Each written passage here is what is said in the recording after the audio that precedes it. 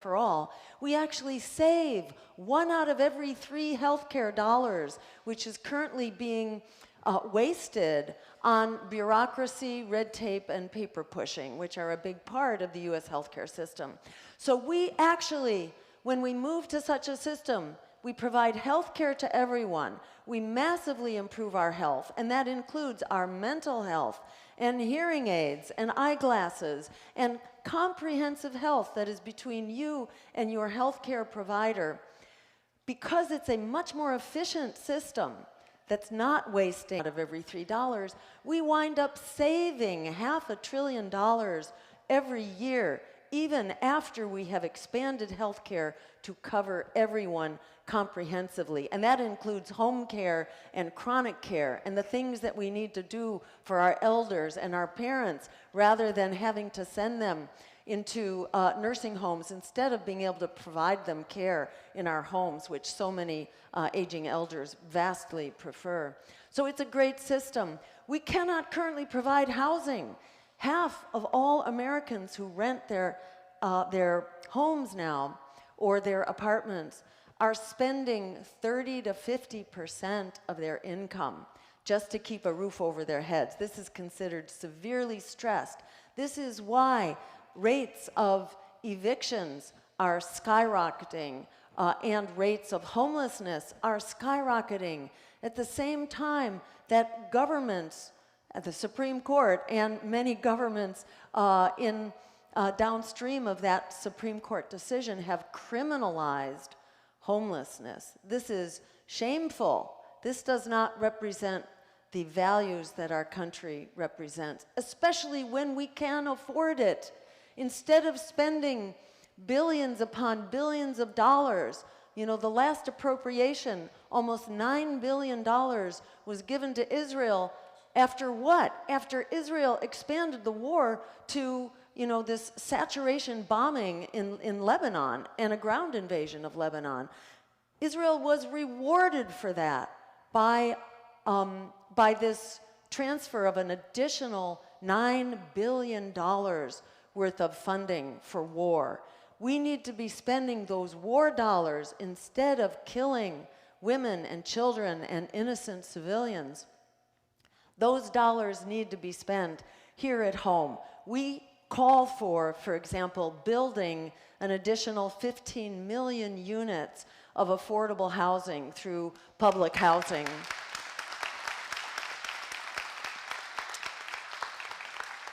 It was Bill Clinton, way back then, okay, I think I'm coming up on my time here. It was actually Bill Clinton who terminated all national expenditures on public housing, so-called social housing. We can do that.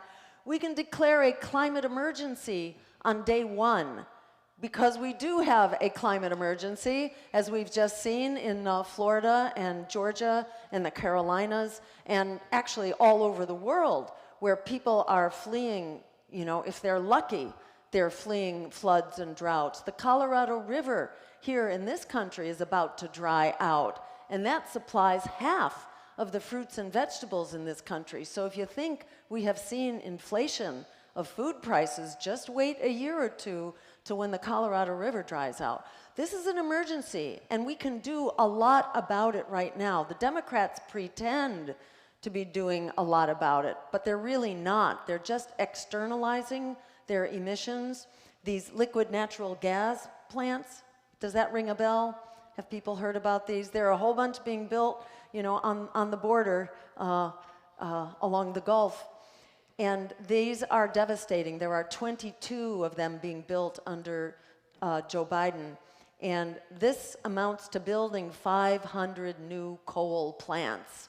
They don't tell you about that because these emissions are all externalized. But this is part of a general agenda. And as my colleagues both mentioned, as the Green Party, we are a people-powered party. We don't work with super PACs. We don't have special loopholes for corruption, where a single donor, if you're a Democrat, a Republican, or a Libertarian, or you support RFK, which I take it nobody in this room does, You could write a check for $1 million and it basically gets laundered into the presidential campaign. If you're writing a check for $1 million, that comes with strings attached, whether they are explicit or they're just kind of implied. That comes with a lot of influence peddling. That's why we are a small donor party, and that's why we are free. We are free to represent the values of the American people. We are free to say, cut the military budget, end the empire, spend our tax dollars on true security here at home, on healthcare and housing and education and dealing with the climate crisis. And by the way, dealing respectfully with the immigrants who are coming to this country. Why? Largely because we have forced them to flee because of US policy. Chronic war, regime change, the war on drugs. We could end the crisis of the cartels and the violence that forces so many people, especially south of our border, to have to flee and come running for their lives because of the violence of the cartels. We can end that by actually legalizing marijuana and treating substance use as a public health problem rather than as a criminal problem. These are some of the many things that we can do to create an America and a world that works for all of us, and it begins by ending the genocide now and stopping the war on Palestine, the ethnic cleansing, and the apartheid. Thank you all so very much for all that you're doing. It's such an honor to be working with you. I look forward to more to come. Thank you so much.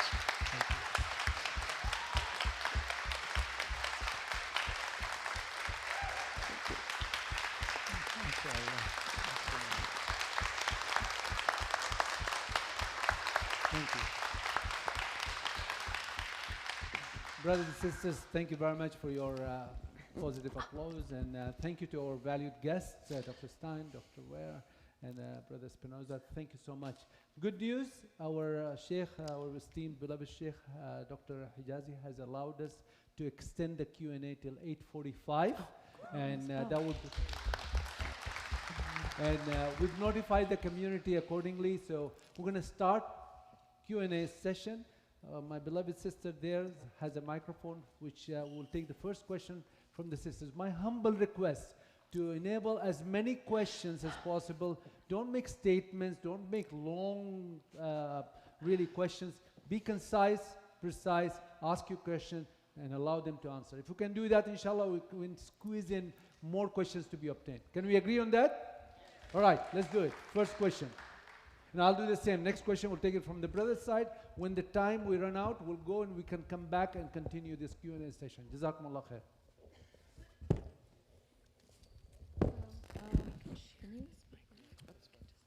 My question is, so I know we're talking about...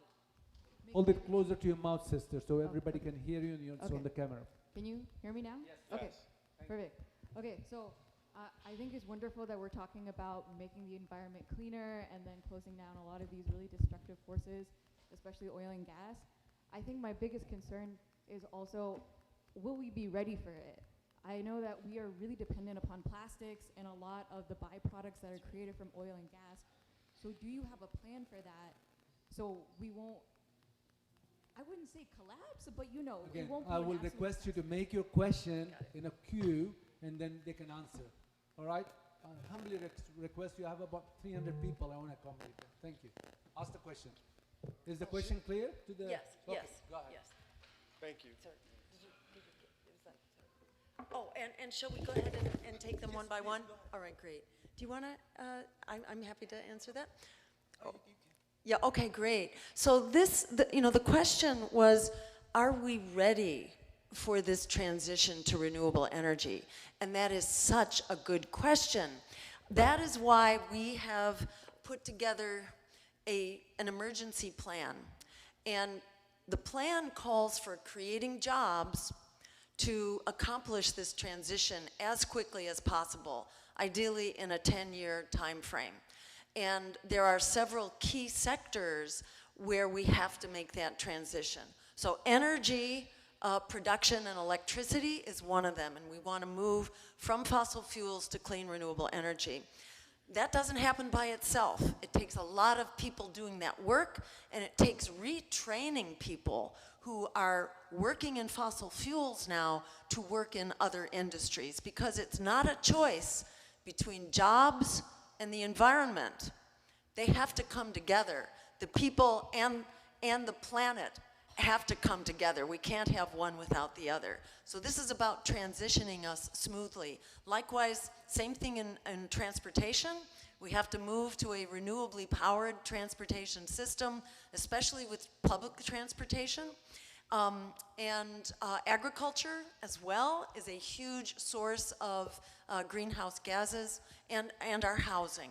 So those are 4 key sectors where we will need to move quickly. We will need to do a lot of planning, a lot of public, transparent management, and to expedite the process. And key to this whole thing is for people to understand that our lives really depend on doing this, because we are running out of water. It is compromising our food supply. Eddie can tell you about the pollution of the aquifers in West Texas, which are seriously compromising that water supply. Fracking not only uses water, but it pollutes water. And then we don't have the water that we need. And many of these aquifers are actually drying out. So it's for lack of understanding that many people do not have the sense of urgency about this. But that is what we are really hoping to share, to help motivate so that people understand why it is that we need to do this together in a way that brings us all along. Thank you very much. We have the second question from the brother's side. I would request the audience, if you have questions, make it 30 seconds or less, and I will request humbly the speakers make 2 minutes or less responses. Is that good? Does that work for you? Thank you. So, is my voice clear? Okay. Yes. So, I think you have my vote and majority of people's vote here. However, at this point, it's still a protest vote. So, there is no way a third-party candidate is going to elevate from a protest vote to a real vote until we break the plurality win law. What is the Green Party plan? Is it through ballot initiatives or what to change the law of plurality vote and go to runoff or first choice or any other system other than plurality win? Thank you. If either of you want to take that. I'm happy to do it, but yeah.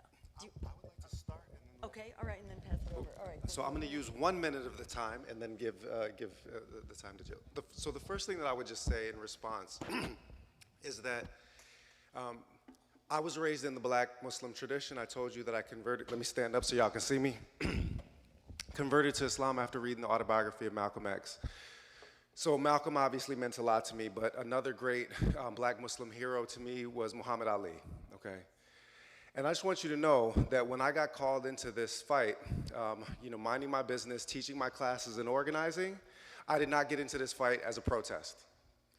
Just like Muhammad Ali did not get into the ring against Sonny Liston as a spoiler.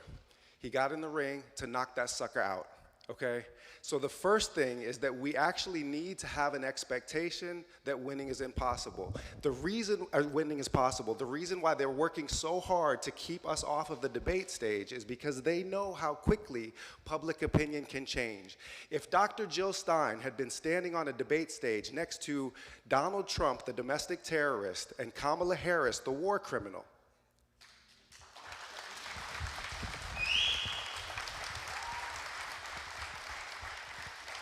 it would be anybody's race. And if they had let me on stage with J.D. Vance or Tim Waltz,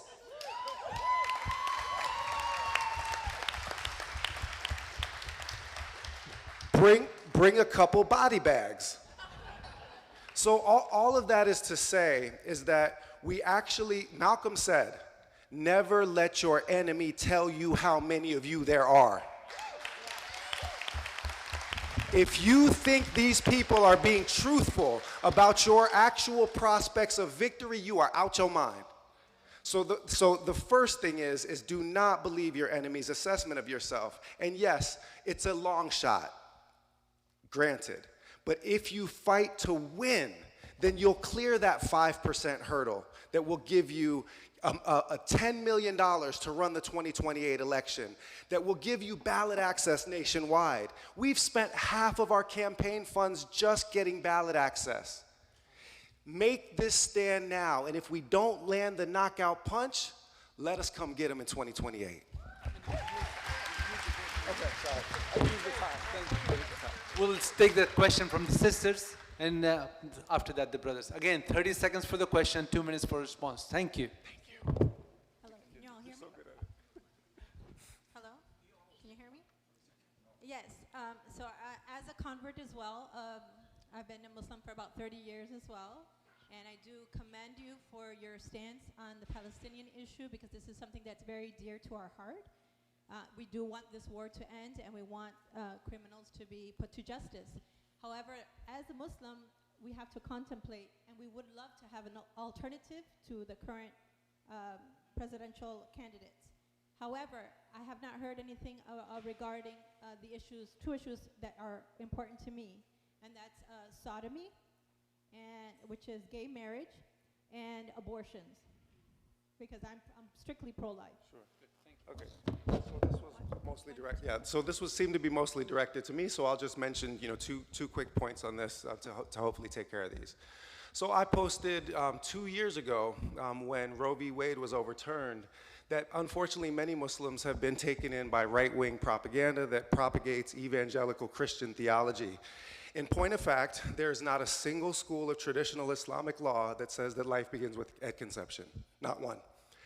In every single school of Islamic law, Sunni or Shiite, a child can be aborted right up to the moment of birth if it will save the life of the mother, and that is in every single school. Ensoulment occurs in traditional understandings of medieval Islamic law after 120 days.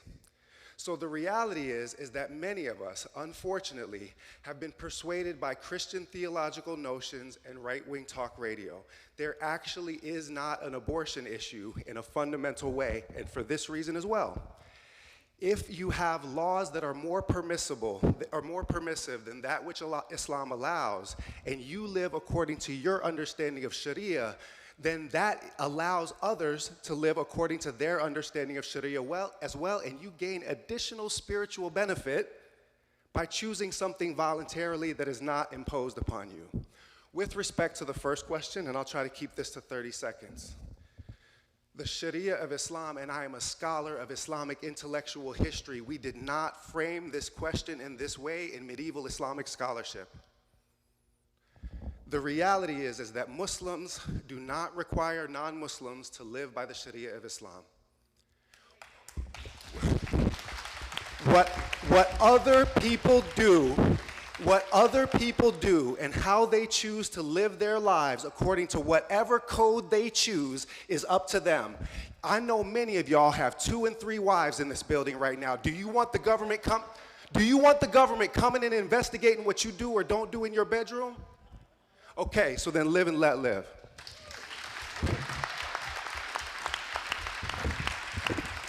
Again, I'll keep reminding, please put your questions in 5 W's. What, when, where, how, things like that, inshallah ta'ala. Jazakumullah khair.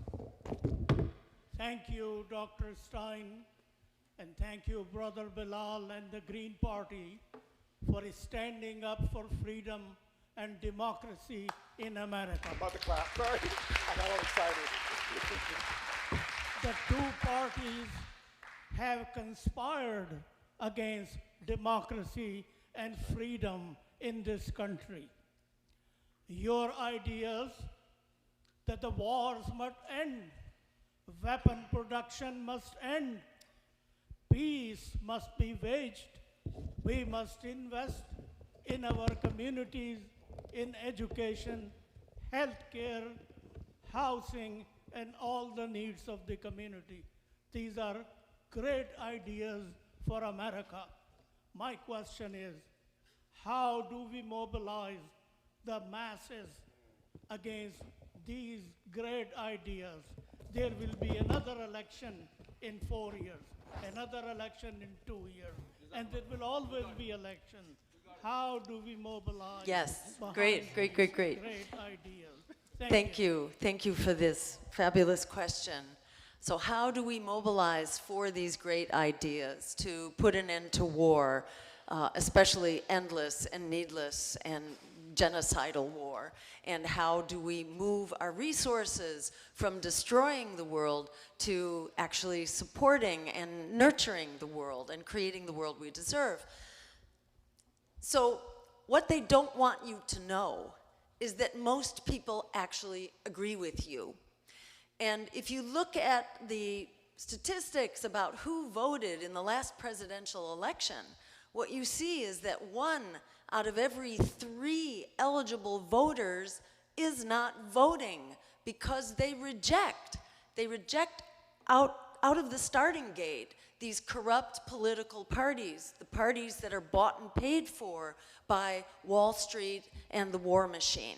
So who are these voters, 1 out of every 3? They are people who tend to be young, of color, and low income. Exactly the people to whom our agenda speaks when we call for a right to health care and housing and quality education and climate action. These are exactly the people who will mobilize if we can get the word out to them. So it's actually it's a propaganda notion that people don't agree with us. And let me just tell you how I learned that, and I will try to tell this quickly. I had been an activist for many years. By training and profession, I'm a medical doctor. And I was persuaded to move from clinical medicine to political medicine when I understood that politics is the mother of all illnesses. So I was tricked into running for office for the first time, way back in the year 2002. I was running for governor in Massachusetts against Mitt Romney and others. We fought our way into a debate because just like now, they don't want us in the debate because they are terrified of having to compete with us in the court of public opinion because we mean what we say and we do what we say. So just to wrap very quickly, what I found in that debate where I gave voice to these issues, it was in a studio, no live audience. The proposals fell flat. They went over like a lead balloon. I was so disappointed. I walked out of the debate studio and I was mobbed by the press who told me I had won the debate on the instant online viewer poll. And then I realized that people actually think the same way we do. This knowledge that we have, that we deserve, a world of justice and peace. This isn't just our knowledge. Many of the people who are at the microphone are those in positions of power, and they are paid to think the way that they think. But most people do not think that way. We're led to believe that we are the minority, and we actually are not. We do have the power of our numbers and our values, and it's all a question, not of persuading people. We don't need to change people's minds. What we do need to do is get the word out and help people mobilize. Right. That's exactly it. That's exactly it. The case makes it fun. We'll take a question from sister. Again, 30 seconds or less, please. Okay, I'm going to be very quick. First of all, Dr. Stein, you're such an inspiration to me. I think it might not be on. Yeah. You're such an inspiration to me, and I'm in awe of you and all that you stand for. So my question is, unfortunately, majority of the voters right now are those that are over the age of, not in their young age, so essentially seniors.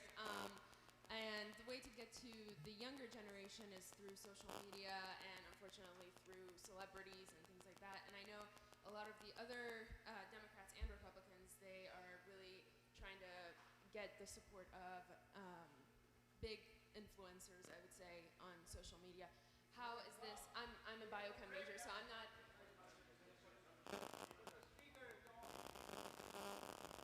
Oh, okay. So I'm not. Can you ask as, the question, please? Yes. So how do you think we can collectively, as the Green Party, or you guys, as the Green Party, get more people in the media and spread your message. Thank you. Do you want to I think I have something on this. Okay, I'm actually going to do the thing I said I was going to do before. 1 minute, I promise. Because I know this question was directed to Jill, but one of the first things that happened when I got on the campaign is we listened to, when I got on the campaign, pitch from a data analyst that said we're going to use targeted social media ads to create lookalike communities, right? And when somebody gives a donation, we're going to create a community that looks just like them, and we're going to target them so that they'll make donations. And I said, 18 to 29-year-olds don't have no money. You can't hit them with donations. Has anybody ever used those pixels and those targeted ads to output directly to a voter registration page in that person's community? They said no.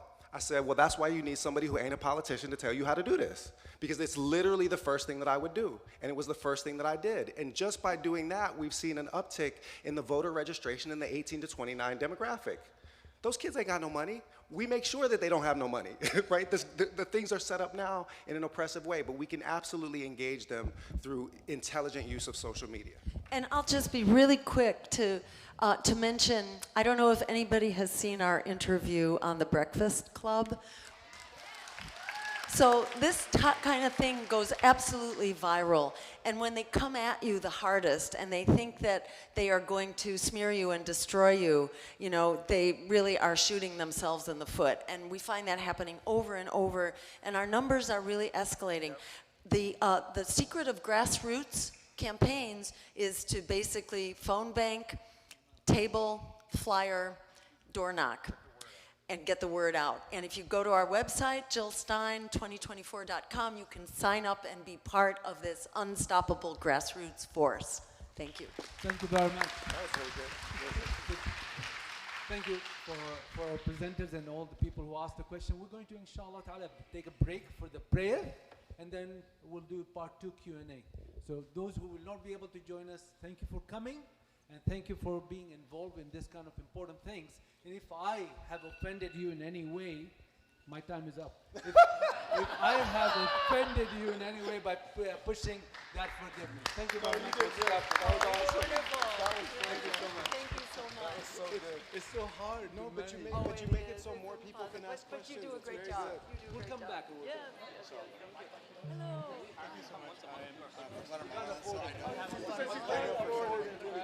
yeah.